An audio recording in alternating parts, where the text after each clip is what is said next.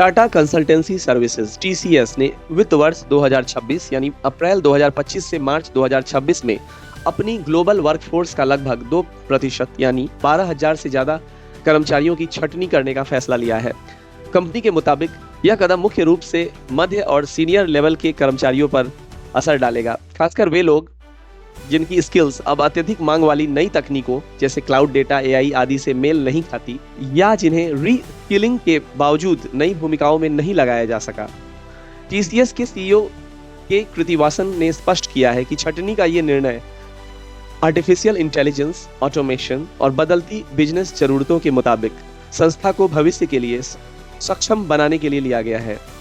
Company अपनी तकनीकों और AI को अपनाकर अपने ज्यादातर कामकाज में तेजी से बदलाव कर रही है, जिसके चलते पुराने स्किल्स वाले या प्रबंधकीय गैर प्रोजेक्ट कर्मियों की भूमिका सीमित हो गई है। छंटनी से प्रभावित कर्मचारियों को company notice period salary, severance benefits, counselling, career transition सहायता और बीमा जैसी सुविधाएं देगी। TCS का कहना है यह बदलाव पूरी सावधानी, चरणबद्ध और ग्राहकों की सेवा पर बिना असर के लागू किया जाएगा।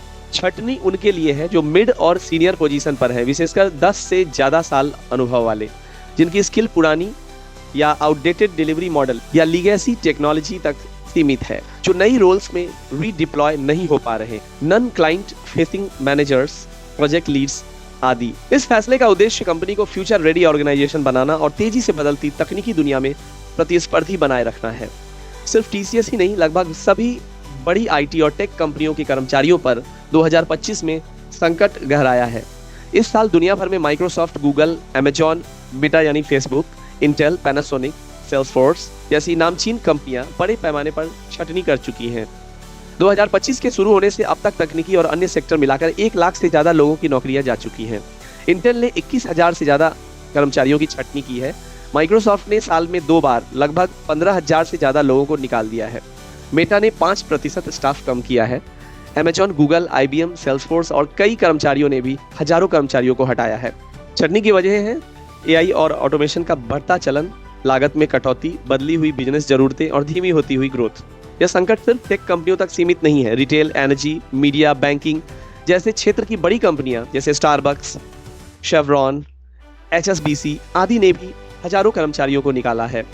कई कर्मचारियों ने भर्ती रोक यानी हायरिंग फ्रीज, बोनस में कटौती और परफॉर्मेंस के आधार पर छंटनी की नीति भी लागू की है। छंटनी का असर non flying facing roles, legacy system expert, support और R&D टीमों पर भी देखा गया है। सेक्टर में बदलाव इतनी तेजी से हो रहा है कि कई लोग नई नौकरियों के लिए संघर्ष कर रहे हैं या फिर पूरी तरह री-स्किलिंग के जरूरतमंद हैं।